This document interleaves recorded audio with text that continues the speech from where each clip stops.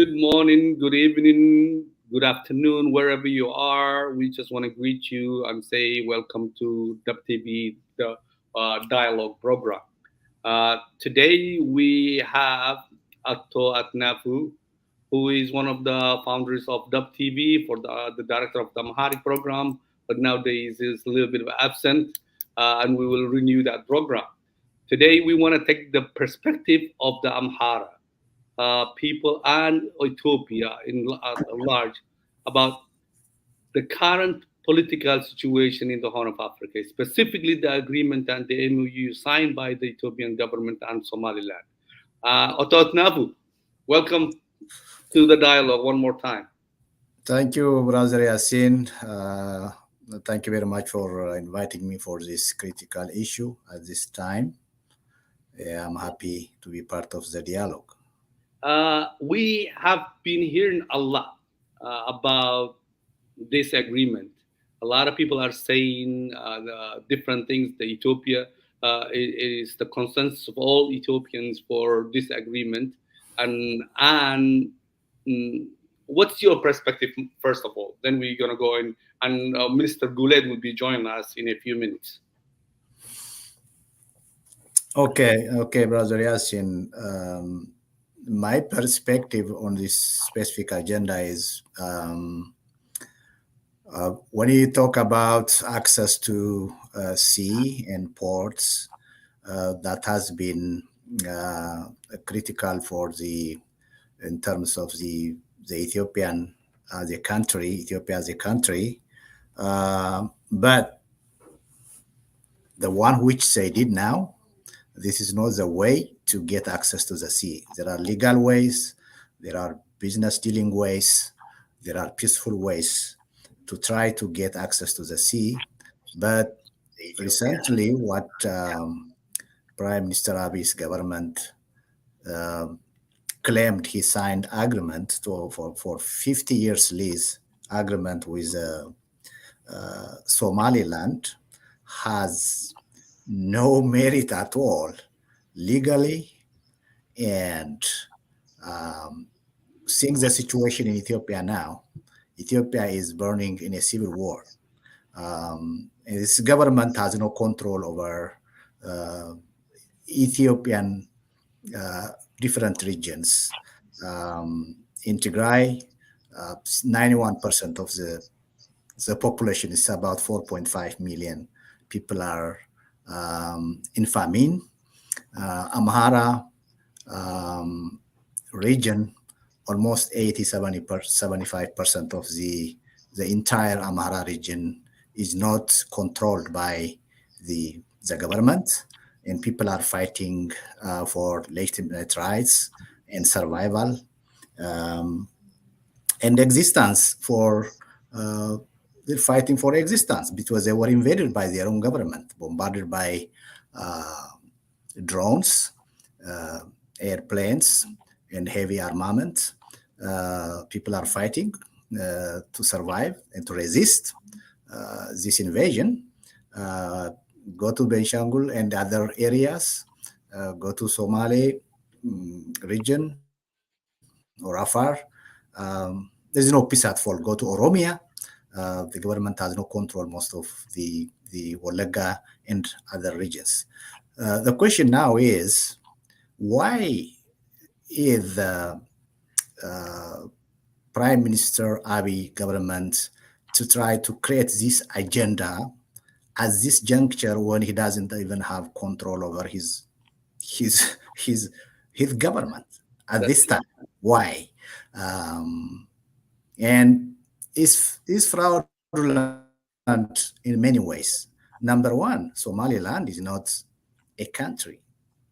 Is an autonomous region by its own means, but legally and in international community, it is still under the Somalia, the Republic of Somalia, and its boundaries and its territories. That debate we're going to have it, but what I want to start with is that you just say that at NAPU, the prime minister is not in control of Ethiopia. You said that 80% of the Amhara region right now is under the Fano, if I'm wrong, correctly, Fano militia or Fano the rebel force. Is that, am I correct on that? You are correct. They only control some of the biggest cities and the road, the asphalt roads that they are following through the roads only. If you, they cannot go 10 miles out of the main road to the countryside because their people are fighting for their existence. Yes, that's true. And then So we know that that's the Oromia, reality now. OLA, and the government's peace agreement has failed. That's true. Correct. And they are bombarding the Oromo people because of that too. A lot of people whom my friends, my Oromo friends, one guy, I think you know Grima, he's from Ambo area. Yeah, Um, and he was weeping this week, crying, but his two cousins were killed, just farmers yeah, were killed in Ambo area because they were suspected of supporting Ola. So, yeah, there's Oromo, it's so having Amhara, said that, a farmers lot of were suffering.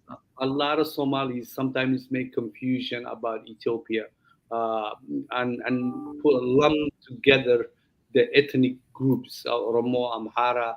And is this agreement supported by all ethnic groups in Ethiopia? Well, listen, in the last 2 days after the announcement of this memorandum of understanding, uh, the government orchestrated a celebratory mode in every big cities. But who were supporting? Who were chanting?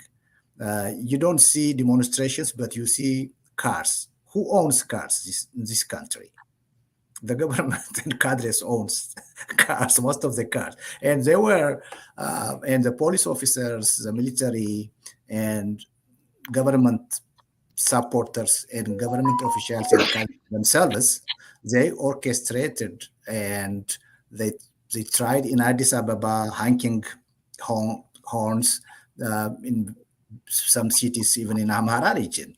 Um, in southern region, in most Oromia regions, in the bigger cities, they tried to hang horns and they were talking, the media was talking that people are celebrating because Ethiopia got access to the sea. Um, Mm. and the reason that they are doing it now is they are in trouble with their own people. They just want to divert attention from domestic problem to make it internationalized. Uh, Other than that, if you are asking me about the people, the Amhara people,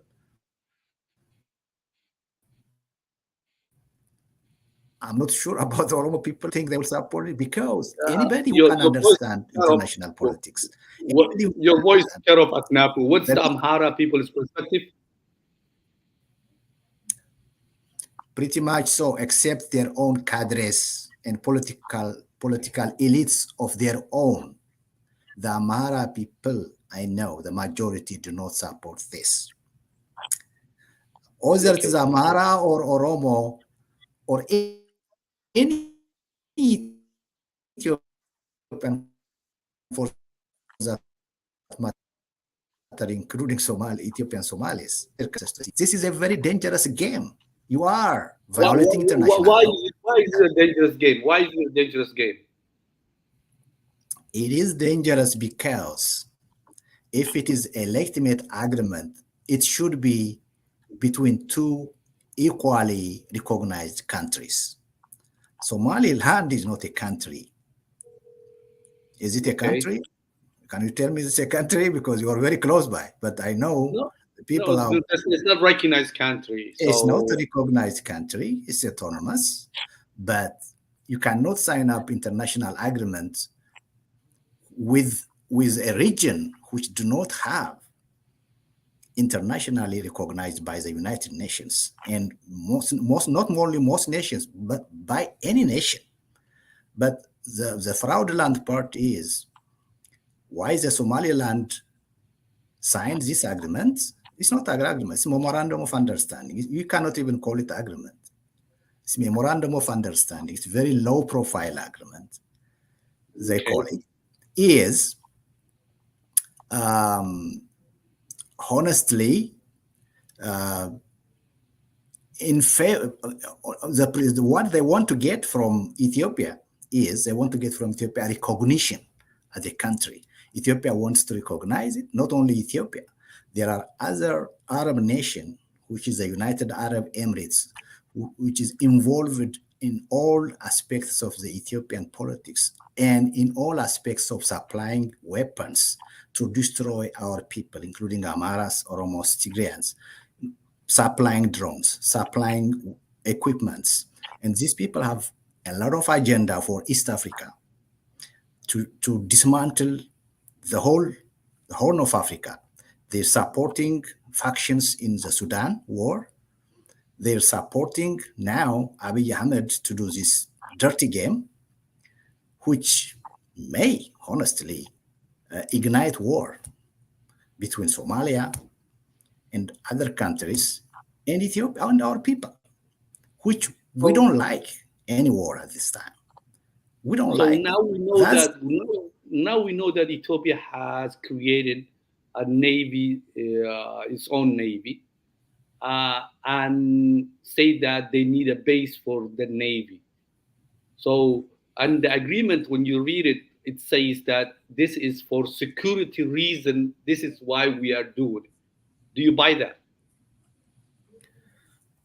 not at all. For security reasons, you want to have an illegal illegitimate agreement is not the way to go. If you don't violate a sovereign country's rights by doing so. If you have to do it, you have to do it with countries who are legitimate countries like Somalia, Eritrea, Djibouti. When I say Somalia, the Republic of Somalia, not our region. So you can have agreement with them to have access to the sea or for any security reasons or anything. But the threat is not security. What is the security reason at this moment in Ethiopia? Especially trying to have a naval force at this time. This government is under illusion. If you don't have any control over your own people, if you cannot stabilize your own people, and if you are killing your own people by drone, is probably the more force they get, the more weapons and security apparatus they created, that's the means to destroy the country, to bombard the country. So it's not a national interest. It's not our international national interest at all for Amhara or Oromo or anybody who calls himself Ethiopia. It's not. There is no any national threat on the sea coming. The only threat we have in Ethiopia now is the military force, which is commanded by Abiy Ahmed. That's a great threat for everybody in Ethiopia. We don't have any threat from the coming For from example, if we take the perspective of the Ethiopian government right now, they're saying that because it's a national security, because Djibouti and Asmara both are not giving them enough rights to use their ports, and the fees that the Djibouti is they're getting from it is too high. So isn't that since the dollar since the Ethiopian currency is devaluated, since the credit rating of Ethiopian government Ethiopia went down, the IMF is holding off for the fundings. Ethiopia is in serious crisis and in being war for a while. National, direct foreign direct investment is not have been following the way it's supposed to be. China is not allowing them to get the necessary loans they are looking for. So can the prime minister cannot sustain this way? He needs a way out. maybe he needs a way out to leave the country for good. If that's what he's looking for, he can go by plane. Uh, but the economic crisis that the Ethiopians are suffering now is a crisis that was created by the government itself. It's not because we don't have access to the sea. We never had access to the sea ever since TPLF or EPRDF controlled the country, which is 1991. Okay, and the Ethiopian economy was growing by double digit after, especially after uh, just 1907. So the Ethiopian economy was growing while we were landlocked. But what this government is trying to do now is he is trying to find an external factor to blame for mismanaging the economy, for robbing the country, for spending every dime, every dollar they get for war against its own people. That's why the economy is in bad shape. It's not because we don't have access to the sea. Yes, Djibouti has been with. We have been using Djibouti not even during TPLF time, during all times, including during Haile Selassie or their time. We have been using Djibouti ports because of the railways, the rail system that we it was created, thanks to our ancestors. And Okay. So so that's not the problem. Yes, it is a problem, but that's not the cause for our economic problem. The main cause of the economic problem is the dysfunctional government, the warmonger government, which is fighting with its own people and killed millions of people within less than 2 years. Millions, it's not thousands. okay. So then, having That's said why that, we are in trouble. let's go to the consequence of this agreement. The Somali government right now said that when the prime minister was making a speech, I mean, not the prime minister, the president of Somalia, the joint parliamentary meeting with the cabinet, very serious they took, and they took the hardest rhetoric they said it to any country. They say that the Prime Minister Meles Zenawi made created, he said that, Al Shabaab. Right now, when we are winning the war against Al Shabaab, the Abiy Ahmed's action might recruit Al Shabaab and create more chaos in the region. And Somali government say that we will not allow this to go through it, no matter what. So are we getting ready for a war again between Ethiopia and Somalia? Well, I will not be surprised if there is a war is going to start between Somalia and Ethiopia at this time, because Somalia has a legal right to protect its own interest. To me, but to disfranchise its way and to create an alliance with unholy alliance with the United Arab Emirates, which are supplying weapons and other policies like this behind, has to be stopped. If the war starts, I don't think the Ethiopian people will back this war.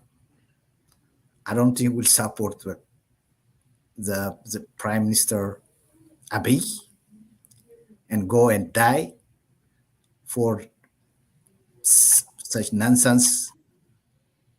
So you saying That's not that, for acceptable. example, right now Eritrea is against the prime minister of Ethiopia and his regime. We know that the Somali president, the first call that he made was Egypt's president. We know right now the Amharas are fighting for this. So this could be the failure for Abiy's government. It cannot sustain a three-phase war between one that's internal war happening, Eritrea who's doing a proxy war, and Somalia who will do an open war. Well, it's most likely probably the end of this regime, because they may be miscalculating, thinking that they know the hearts and the minds of people, that they always vision to have access to the sea. That's nothing wrong to. to have aspiration to have access to the sea. But it has to be legal way, a peaceful way, in a diplomatic way with legitimate neighboring countries who have access of these seas. You don't do it by disfranchising. You don't do it by signing with illegitimate governments. I'm sorry to say illegitimate. I know the southwestern Somalia when they fight against Said Barre. Me, I Yeah, was in the military, so we supported them, and I have a very good um, wish relationship. to be dependent for the Somaliland to, decide for their own destiny. But I'm sorry to say it now, but they are not an independent nation so long as they are uh, recognized by the international community, even not even by one country at this level of. So the Republic of Somalia has a legitimate right to protect its own territory and interest. And we don't So, want to ignite war for this reason. So I don't think the Ethiopian people will support this war. If the war starts, that's his mess, that's his problem. But before they start this thing, Prime Minister Abiy was trying to go against Eritrea for the call of the same agenda, which is access to the Red Sea. He was mentioning it several times. But he thought while he was doing it, he was bombarding the Amhara farmers by drone. You know what the Amhara said? You think that we are going to fight with Eritrea against Eritrea because of the port? mm, We regret fighting against our brothers, the Tigrayans, supporting your dirty war of killing each other. We'll never do the same mistake against any nation because of your dirty policy. Yes, we need access to the sea, but we don't want to invade anyone and we don't want to do it illegally. We had enough war and we are having even war now at this time by our own government. But this government is trying to deflect the agenda from domestic agenda to international so that the people will be nationalistic feeling and support him. And that's what he's dreaming. But this guy lost credibility on many ways. He betrayed so many countries. He betrayed Eritrea. He betrayed the Tigrayans. He betrayed Amharas. He betrayed Somalis. He betrayed everyone. Zero negative credibility at all. And nobody will go after him to fight with any country for anything, including the sport, honestly. so this war, we know what he did in the prime minister in Egypt, the Nile River, how the whole country became one. During the Tigray war, the whole country became one. Are you saying that people are tired of this kind of agenda? There is something, Say it again, there was interruption. No, no problem. I'm saying that this kind of agenda that unifying the country by declaring war on Tigray, declaring war on Egypt, declaring war right now in the Amhara region. Now the whole country. You don't think this will unite because this was the ambition that other success Amhara and Ethiopian administrations used to always say that we need some ocean and we need access to ocean. That was something that all the way to Mililik people were saying this. So you don't think this is gonna unify the country? Not really, not this time, brother. What do you mean? What people are fighting for their survival, bro. This is luxury now for Ethiopians. If you're Then fighting for your existence with your own government, and you try to unify with your killer and fight with anybody, so ooh, if let's go deep into the Ethiopian politics right now, Gojam is the breadbasket of Ethiopia, and nothing will come out for a while in terms of productivity, uh, and that will hurt more. So if the prime minister cannot unite the country, if the national dialogue is not happening. And Somalia right now, the attention, the agenda of the administration will be Somalia. What is the consequence? What will be happening, and what are you worried about? You know, my worry now is there could be some people who are unaware of the international politics, um, naively support the agenda, but in terms of the other parties too, including Somalians, when I say Somalians, the Republic of Somalia, and others, they need to distinguish between Abiy and the Ethiopian people. Uh, What do you they mean? don't have they don't have to blame Ethiopians for this. Ethiopians has nothing to do with this dirty agenda. This is a making of Abiy Ahmed and his government. It's the Ethiopian people didn't ask access to the sea in this way. Underquote, in this way. No. We want to live with our neighbors in a very peaceful manner. No. So when when I see sometimes propagandas, activists and others in the Facebook, they always, misquote the Ethiopian people. They are expansionists, blah blah. They even brought up some agendas 150 years ago, 100 years ago, or something like that. Has nothing to do with this. You know what? Um, we may have bad experience before, but we need to live together in the region in a peaceful manner. And East Africa is in crisis. Sudan is fighting. There is a civil war in Sudan. Millions are died and millions are displaced. Okay? Until a few months ago, the Tigrayans, more than 500,000 people vanished, dead by their own government in this war. Now, many thousands of Amharas are being bombarded by drone and airplanes. And the world and the Somali people have to distinguish between this ruthless government and Amhara people, Ethiopian people. Don't blame us. Blame the government. And no conscious people will be on the side of this government to wage war for national, or what they call it, fraudulent national interest. Yeah, we had a national pride and we'll have our national interest.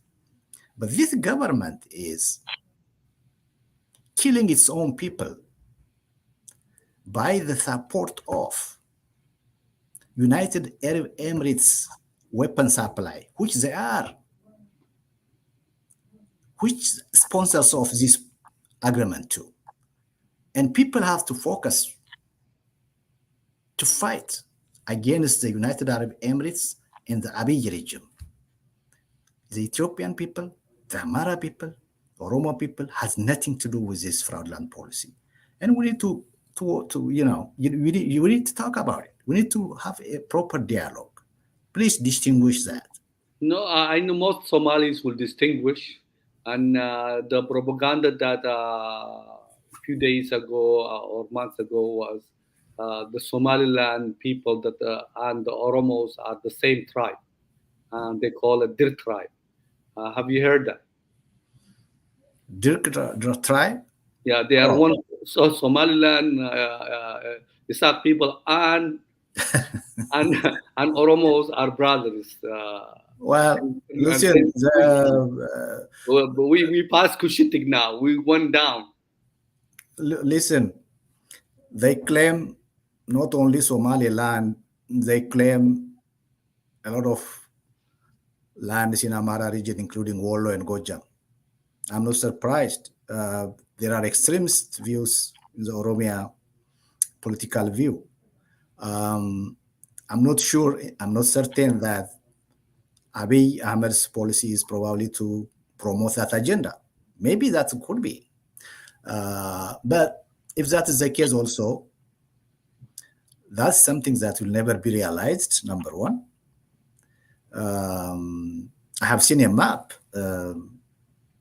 it was distributed in the Facebook by some Oromo activists that the Oromia map is close to the Indian Ocean and Red Ocean, but through the Somaliland, it goes to Wollo and crosses the Nile River and comes to Gocham. That's delusion. We understand there is, but honestly, anybody can wish anything. So, But, but what's wrong with Oromia or Oromo people having a success administration in Ethiopia and for the first time getting an ocean or a sea port? What's wrong with that? um, look, if they secede from Ethiopia, that's what are you saying? No, what I'm saying is as an administration right now, because it's Oromo people are leading this time, right? And this is Oromo agenda. Is this Ethiopian agenda or Oromo agenda? Let's differentiate that. I don't think it is. When you say Ethiopian, when you say Amhara and you say Oromo, there are. No, I'm saying that this is Ethiopian agenda, including all ethnicity, including Amhara, Somalis, and southern regions and But everything. we need to Or differentiate Abiy's agenda from even the Oromo people's agenda to me.